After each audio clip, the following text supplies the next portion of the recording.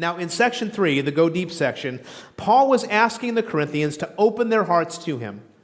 Now, in this final section, Paul clarifies why he is concerned about the Corinthians. They are opening their hearts, not to him, but to the wider world.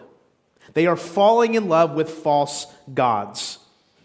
The first verse will be familiar to many churchgoers. Paul writes this in verse 14. He says, "Do not be unequally yoked with unbelievers." Now, if you've been around church for a while and you attended youth group as a teenager, you've likely heard the dating talk.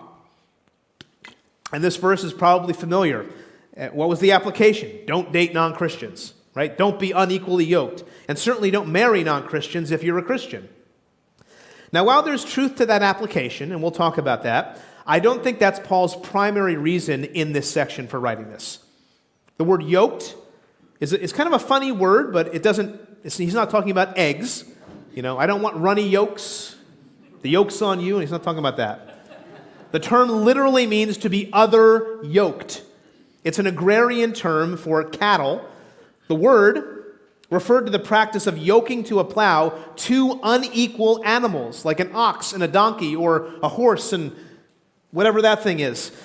But they can't. It's uneven. There's one stronger than the other. One runs faster than the other. It makes it hard to accomplish the work because you're always fighting against each other. The yoke is jackknifed. It's counterproductive. Now, certainly this can pertain to dating and marriage and friendship, but it's more likely here that Paul is primarily concerned with business and working partnerships. So I say that because if you go back and read 1 Corinthians, verses 8 to 10, or chapters 8 to 10, and I did a message on this a couple years ago, this was chief among Paul's arguments.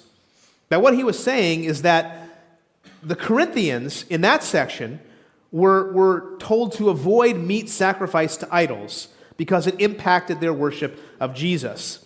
And the background for that was that the primary place this meat sacrifice to idols was practiced was in pagan temples, and then it was served during business meetings. That was like the meeting place, the marketplace, was to go and have business meetings in these pagan temples. And the Corinthians did not avoid these meetings because it might impact their business. It might cut off their business dealings.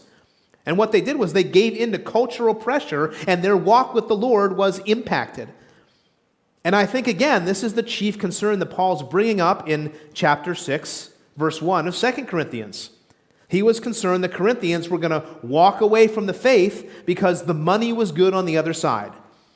He was concerned they were going to sin and think it wasn't a big deal. He was concerned that the idols of the world would capture their hearts and make them ineffective for the kingdom. He was concerned they would not make resilient decisions because they were listening to people who didn't have the same values. In verse 14, now, he has a righteous explosion of truth. He says this, "For what partnership has righteousness with lawlessness? Or what fellowship has light with darkness? What accord has Christ with Belial? Or what portion does a believer share with an unbeliever? What agreement has the temple of God with idols?" And then he finishes, "For we, Christians, are the temple of the living God." Now this is more compare and contrast, but he ends with that pointed statement. We are the temple of the living God. And he's used that language before, and it's very intentional because of this worship issue. In other words, you cannot worship in the temple of Aphrodite and think you won't be influenced by Aphrodite. You cannot worship in the temple of Artemis and think you won't be influenced by Artemis. You cannot worship in the temple of Amazon and think you won't be influenced by Amazon. The values are opposite. Now you can start to see some of the application for our lives. You can see why Paul was concerned about people rejecting the grace of the gospel, that it would be in vain that they receive the gospel, because these partnerships are taking root in their life. So let's apply it to a couple of those areas. First, marriage and dating.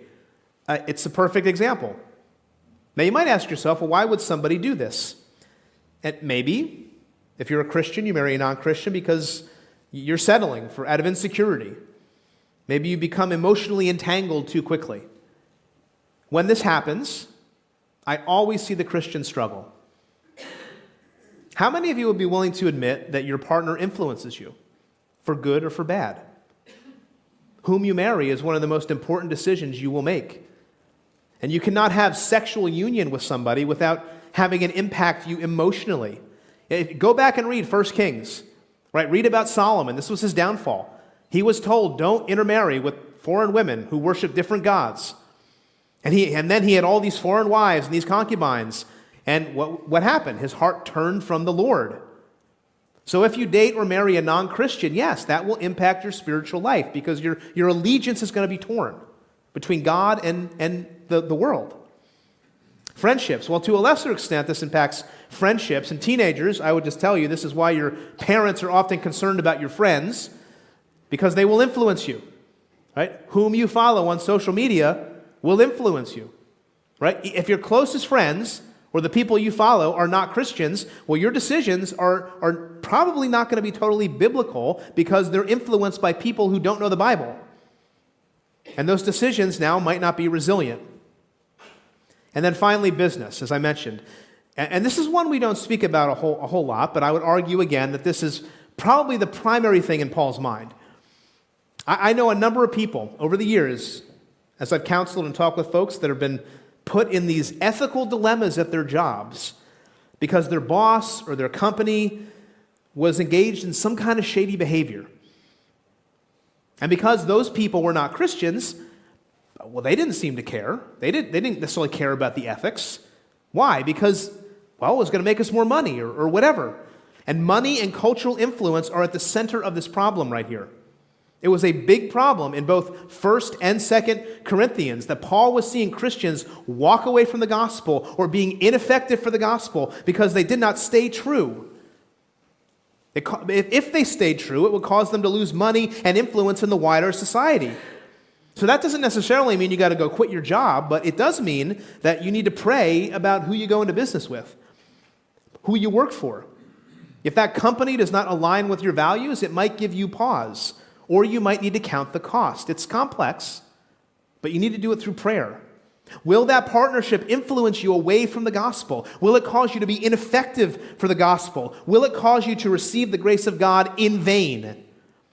All these relationships at some level can take you away from following God or being effective for Jesus, from committing your life to Him fully. And God doesn't want that for us. He doesn't want His grace to be received in vain. He wants you to go big. He wants you to go long. He wants you to go deep. And He definitely wants you to stay true to Jesus. He wants your faith to be resilient.